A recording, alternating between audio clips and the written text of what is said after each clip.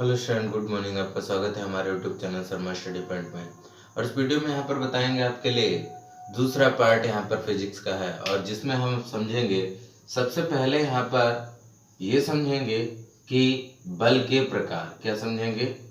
बल के प्रकार।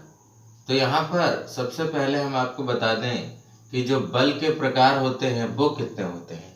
तो यहाँ पर बल के प्रकार मुख्यतः दो प्रकार के यहाँ पर देखिए हम सबसे पहले आपको समझाएंगे। पहला जो बल होता है वो होता है संतुलित बल। क्या होता है? संतुलित बल। पहला जो बल होता है वो संतुलित बल होता है, और दूसरा बल जो होता है वो असंतुलित बल होता है। कैसा होता है? असंतुलित बल। असंतुलित बल। पहले हम इनको समझेंगे कि ये क्या होते हैं, इनके बाद हम आपको दूसरी तरीके से और बलों के बारे में बताएंगे। तो सबसे पहले बल के प्रकार में संतुलित बल और असंतुलित बल आता है, ठीक है ना। अब संतुलित बल क्या होता है इसको समझ लेते हैं। इसे हम बैलेंस्ड फोर्स भी कहते हैं। क्या कहते हैं इंग्लिश में? Balanced force.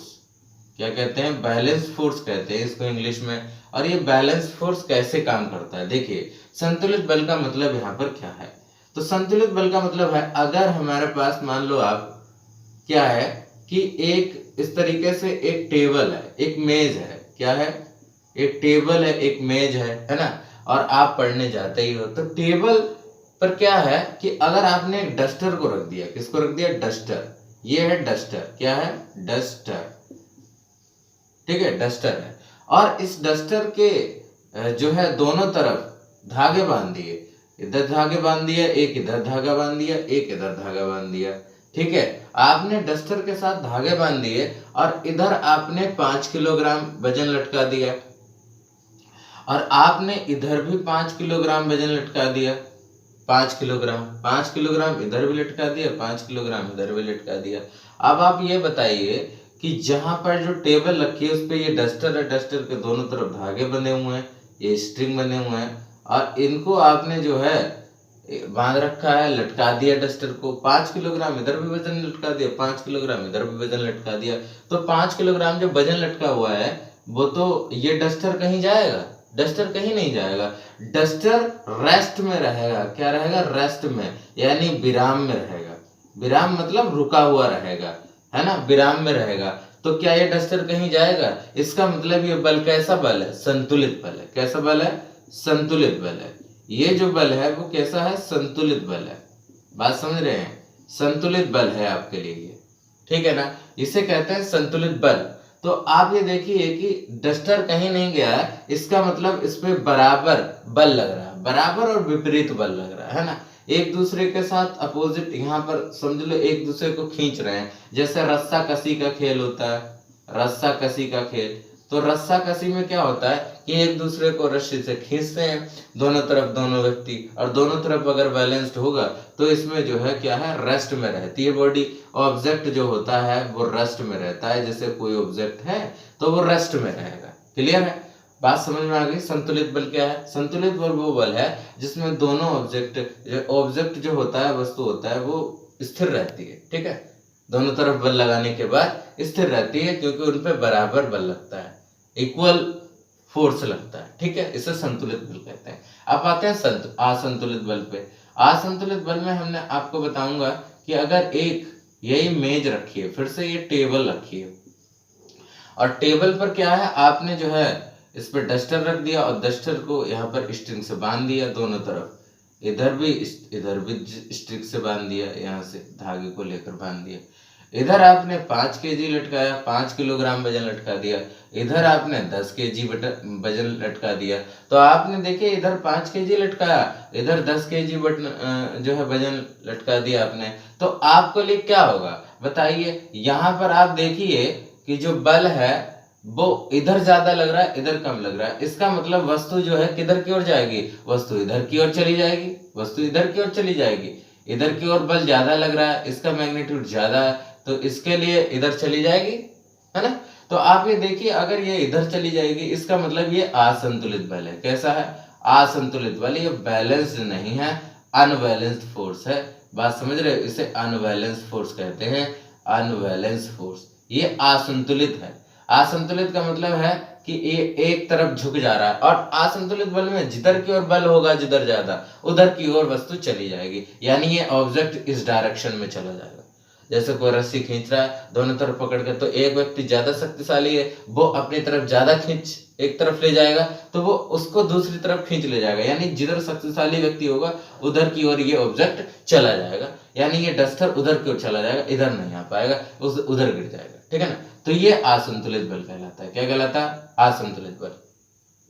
बात समझ में आ गई होगी, असंतुलित बल हो गया। ठीक है ना, तो हमने आपके लिए संतुलित बल समझा दिया, असंतुलित बल समझा दिया। हम आपको आपके लिए बताएंगे जो है बल के प्रभाव। क्या बताएंगे? बल के प्रभाव, कि क्या क्या बल के प्रभाव होते हैं। देखिए हम इसी में आपको बता देते हैं बल के प्रभाव क्या क्या होते हैं। तो लिखते हैं बल के प्रभाव। बल के प्रभाव, देखिए बल के प्रभाव क्या होते हैं? Effect of force. ठीक है, आप लिख सकते हैं इफेक्ट ऑफ फोर्स। क्या लिखेंगे? Effect of force. तो यहाँ पर बल के प्रभाव कैसे समझेंगे? देखिए एक तो बल का प्रभाव ये होता है, जैसे हम बल लगाए तो क्या क्या हो सकता है, क्या परिवर्तन हो सकता है।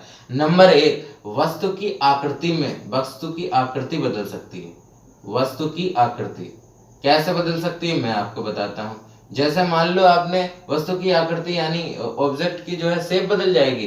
कैसे बदल जाएगी? आप देखिए जैसे कोई बोतल है, कोई बोतल है आपके पास, ठीक है ना। अगर कोई बोतल है, इसको आप अगर फोर्स लगा दोगे यानी इस पे बल लगा दोगे, इस बोतल पे अगर इस बोतल पे आपने बल लगा दिया तो ये बोतल पतली नहीं हो जाएगी, है ना। तो ये बोतल पतली हो जाएगी, यानी ये इसकी जो मोटाई है वो कम हो जाएगी, है ना। ये यहाँ पर थिक ज्यादा है, मोटी ज्यादा है थिक, और यहाँ पर लेस थिक कम है, लेस थिक यानी यहाँ पर कम मोटी। इसका मतलब क्या हुआ? इसका मतलब वस्तु की आकृति में परिवर्तन हो गया। बल लगाने पर वस्तु की आकृति का शेप बदल गया, है ना, साइज बदल गया। तो इस तरीके से यहाँ पर ये हो सकता है। बात समझ रहे हो? किसी वस्तु को दबाना, यानी जैसे कोई वस्तु है उसको आप दबा दोगे तो ये आकार बदल देगी, इस तरीके से पतली हो जाएगी, फ्लैट हो जाएगी। तो आप ये समझ सकते हैं ना। तो वस्तु की आकृति बदल सकती है। नंबर दो, वस्तु की आकृति के बाद वस्तु की गति को बढ़ा सकते हो। वस्तु की गति, वस्तु की गति, वस्तु की गति को बढ़ा सकते हो। कैसे बता सकते हो? बढ़ा सकते हो, जैसे मान लो एक फुटबॉल है, एक फुटबॉल है और फुटबॉल को आपने इस पे धक्का मारा, बॉल चल रही है, गेंद चल रही है फुटबॉल की, आपने इस पे बल लगा दिया, और अगर आपने और ज्यादा बल लगा दिया तो इसकी स्पीड जो है, स्पीड है वो बढ़ जाएगी। स्पीड जब बढ़ जाएगी वस्तु की, तो इसका मतलब हुआ कि इसमें गति आ गई, और ज्यादा गति हो जाएगी, यानी इसका मतलब वस्तु की गति को बढ़ा सकते हैं बल के द्वारा, है ना। बल का प्रभाव हो गया। इसी तरीके से अगर हम बात करें और, तो यहाँ पर आप समझ लीजिए तीसरा, वस्तु की गति को भी बढ़ा सकते हैं। इसके बाद तीसरा क्या है? तीसरा है आप क्या कर सकते हैं, वस्तु को विराम में ला सकते हैं। वस्तु को विराम में ला सकते हैं। वस्तु को विराम में लाओ। वस्तु को विराम में कैसे लाओगे? जैसे वस्तु है यानी फुटबॉल है, फुटबॉल को आपने जाने दिया, जा रहा है गति करते हुए, v वेलोसिटी से जा रहा है, v वेग से चलता जा रहा है। जब आपने इस पे फोर्स लगा दिया, F फोर्स लगा दिया, तभी ये जो है बॉल कैसी आ जाएगी? रेस्ट में आ जाएगी। तभी कैसी आ जाएगी?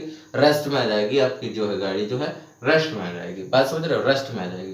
तो इसलिए हम वस्तु को विराम में भी ला सकते हैं, ला सकते हैं। अच्छा, नंबर चार, वस्तु की जो है आपके लिए क्या हो सकता है? वस्तु की डायरेक्शन को भी बदल सकते हैं, यानी वस्तु की दिशा बदल सकते हैं। क्या बदल सकते हैं? वस्तु की दिशा, वस्तु की दिशा को बदल सकते हैं, डायरेक्शन को बदल सकते हैं। मान लो एक फुटबॉल है और ये इधर जा रहा है, इधर v वेलोसिटी से जा रहा है, आपने इस पे बल लगा दिया, इधर की ओर बल लगा दिया, तो जो बॉल है वो इधर की ओर चलने लगेगी v वेलोसिटी से।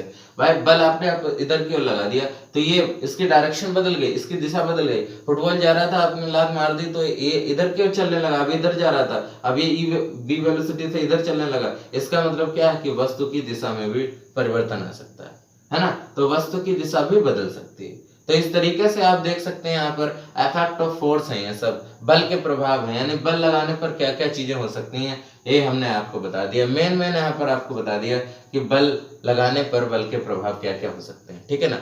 तो इस तरीके से यहाँ पर आपने इस वीडियो में सीखा कि बल के प्रकार क्या होते हैं और मेन रूप से बल के प्रभाव क्या होते हैं, इनको जाना। तो आई होप आप ये समझ गए होंगे। Thank you for watching this video.